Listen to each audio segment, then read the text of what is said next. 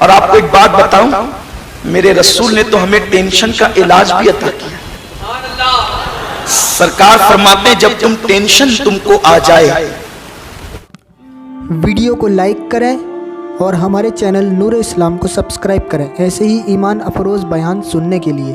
اللہ تعالیٰ قرآن مقدس میں ارشاد فرماتا ہے وَالْحَافِظُونَ لِحُدُودِ اللَّهِ وَبَشِّرِ الْمُؤْمِنِينَ، جو اللہ تبارک و تعالیٰ کی حدوں کی پاسداری کرتے ہیں ان مومنین کو خوشخبری سنا دو، یعنی جن کی زندگی اللہ کی عطا کردہ حدود میں ہے، اللہ کے قوانین کی حد میں ہے، وہ بندے کبھی غمگین نہیں ہوتے، وہ بندے ہمیشہ خوش ہوتے ہیں۔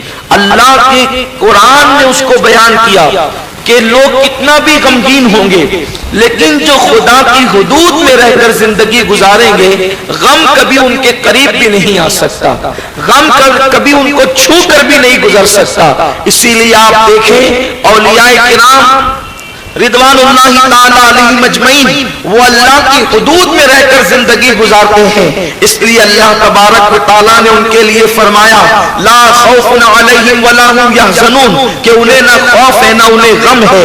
آج انسان جو خودکشی کی طرف مائل ہو رہا ہے اس کی چند وجوہات میں سے ایک وجہ ٹینشن۔ آج ہر انسان ٹینشن کا شکار ہے، بیوی کا ٹینشن، بچوں کا ٹینشن، کاروبار کا ٹینشن، طالب علموں کو پڑھائی کا ٹینشن، اتنے سارے ٹینشن میں انسان اپنی زندگی کو گزار رہا ہے۔ میرے پیارے آقا صلی اللہ علیہ وسلم کے پیارے دیوانوں، اب بیوی ایک طرف مطالبہ کرتی ہے، آدمی اس کا مطالبہ پورا نہیں کر پاتا کہ ماں کی طرف سے مطالبہ ہوتا ہے، ابھی ماں کے مطالبے پورے نہیں کر پاتا تو بہنوں کی طرف سے مطالبہ ہوتا ہے، بہنوں کے مطالبے نہیں پورے کر پاتا تو بچوں کی طرف سے مطالبے ہوتے ہیں، بچوں کے مطالبے پورے نہیں کر پاتا کہ رشتہ داریوں کی طرف سے مطالبے ہوتے ہیں۔ ایک طرف تو مطالبات ہے، دوسری طرف کوئی تانا دے رہا ہے، کوئی جھگڑا کر رہا ہے، مندی کا معاملہ ہے، بچیوں کو رشتے نہیں آتے، بیٹا آوارگی کر رہا ہے، بیٹا بے-دردی کا شکار ہو چکا ہے۔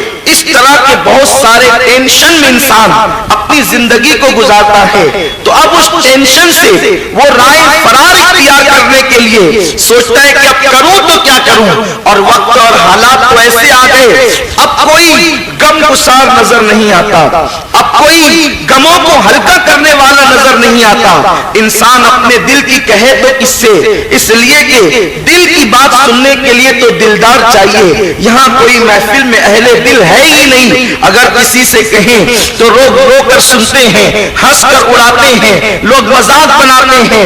دوستوں کا حال بھی یہ ہے کہ سچے دوست نہیں، سچے غم گسار نہیں، کوئی رازدار نہیں، کوئی غم گسار نہیں، تو آدمی تنہائی میں بیٹھے ہوئے گھٹتے رہتا ہے۔ انسان کا پھر ایک وقت آتا ہے کہ وہ گھٹتے گھٹتے اپنی موت کا فیصلہ کر لیتا ہے۔ لیکن آئیے اب اگر انسان ٹینشن کی وجہ سے خودکشی کر رہا ہے تو میں آپ کو یہ بتاؤں لوگوں خوشیوں میں مسکرانا تو سب کو آتا ہے، ٹینشن میں مسکرانے کا حوصلہ مصطفیٰ جان رحمت نے عطا فرمایا۔ اللہ کے حبیب صلی اللہ علیہ وسلم نے عطا فرمایا ہے پوری کائنات کے اندر جناب آدم سے لے کر عیسیٰ تک، حضرت عیسیٰ سے لے کر آج تک اور آج سے لے کے قیامت تک دنیا کے اندر جتنے انسان پیدا ہو چکے، پیدا ہو رہے ہیں یا پیدا ہوتے رہیں گے، ان سب میں سب سے زیادہ اگر ٹینشن والی کسی کی زندگی ہے تو میرے اور آپ کے آقا مصطفیٰ جان رحمت صلی اللہ علیہ وسلم کی زندگی ہے۔ آپ دیکھیں اللہ کے رسول صلی اللہ علیہ وسلم بظاہر کتنے غموں میں زندگی گزارتے ہیں، ابھی پیدا بھی نہیں ہوئے، شکم مادر میں 4 مہینے کے ہیں تو والد بزرگوار کا سایہ سر سے اٹھ جاتا ہے۔ آپ مجھے بتائیں لوگ دنیا میں آ کر کے غمگین ہوتے ہیں لیکن یہ محبوب خدا ہے، شکم مادر میں ہے، والد کا سایہ سر سے اٹھ گیا، اللہ اکبر، ابھی 6 سال کی عمر ہے، والدہ کا سایہ سر سے اٹھ گیا، ابھی اللہ اکبر 10 سال کی طرف بھی مکمل طور پر یہ گلی مسکرانے نہ پائی تھی کہ دادا کا سایہ سر سے اٹھ گیا۔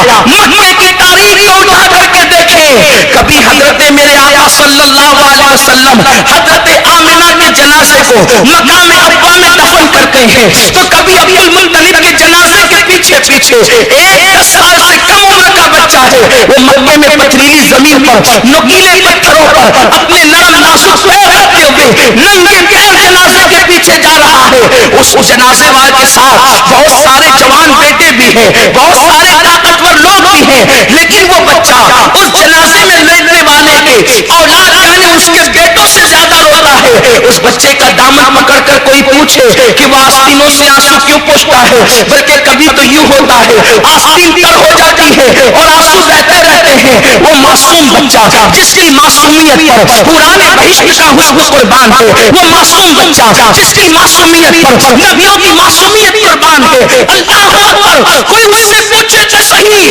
اس جنازے والے سے تیرا تعلق کیا ہے کہ جنازے والے کے بیٹے اتنا نہیں روتے جتنا تو روتا ہے. تو وہ بچہ بڑی معصومیت سے کہتے ہیں یہ میرا دادا ہے, اس کا نام عبد المطلب ہے اور میرا نام محمد ہے. باپ کا سایہ تو اسی وقت سر سے اٹھ چکا تھا جب ماں کی شکم میں تھا. ماں 6 سال کی عمر میں دادا مفارقت دے کر کے چلی گئی. جو کچھ تھا یہی دادا تھا, اب یہ دادا بھی جا رہا ہے. اور دادا کے جانے کے بعد اللہ اکبر جناب ابو طالب کی پرورش میں آتے ہیں. اس کے بعد آپ دیکھیں جوانی کی دہلیز میں قدم رکھا, اس کے بعد اعلان نبوت کیا.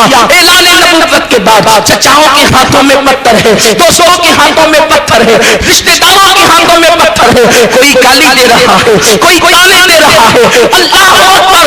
اعلان نبوت کے بعد کبھی سر پھٹتا ہے, کبھی کپڑے پھٹتے ہیں, کبھی شعبے ابی طالب میں قید کیے جاتے ہیں, کبھی فاقوں سے گزرتے ہیں. لیکن مجھے بتاؤ اتنی ٹینشن والی زندگی کے باوجود آپ صحابہ سے پوچھے, صحابہ کہیں گے ہم نے حضور کو جب بھی دیکھا مسکراتے دیکھا, اس لیے کہ دنیا کے ٹینشن کی وجہ سے بے چین وہ ہوتے ہیں جن کے دلوں میں اللہ کا خوف نہیں ہوتا, جن کے دلوں میں اللہ کی خشیت نہیں ہوتی. اگر اللہ کا خوف دل میں پیدا ہو جائے تو انسان ٹینشن میں بھی مسکراتا ہے. سیکھو مسکرانا, ٹینشن میں مسکرانا سیکھو. میرے پیارے آقا علیہ السلام کے پیارے دیوانوں, راہ فرار کرنا یہ مسلمان کا کام نہیں ہے, حالات سے مقابلہ کرنا یہ مسلمانوں کا کام. اپنے اندر حوصلہ پیدا کرو, بالخصوص میرے جوانوں. اللہ تبارک و تعالیٰ نے یہ جان بڑی قیمتی دی ہے, یہ جان بڑی نعمت ہے اللہ کی.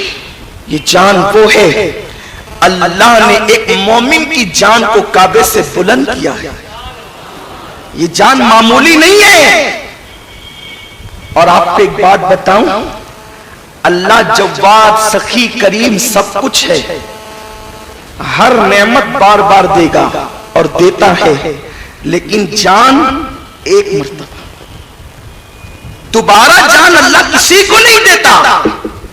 سوچو کتنی قیمتی ہے جان کہ وہ جواد و کریم بھی اعلان کر چکا کہ ایک بار دیں گے, دوبارہ نہیں دیں گے. جان کتنی قیمتی سرمایہ ہے. اللہ اکبر. تو ٹینشن کی بنیاد پر اکثر لوگ, کوئی زہر پی رہا ہے, کوئی پھانسی لے رہا ہے, کوئی شراب پی رہا ہے. یہ شراب پینے والے بھی خودکشی کر رہے ہیں, کیونکہ زہر پینے والا گھنٹے 2 گھنٹے میں مر جاتا ہے اور شراب پینے والے انسٹالمنٹ پر مرتے ہیں. موت تو وہ بھی خرید رہے ہیں. اس لیے ٹینشن اگر آئے, میرے آقا صلی اللہ علیہ وسلم کی زندگی یاد کر لینا.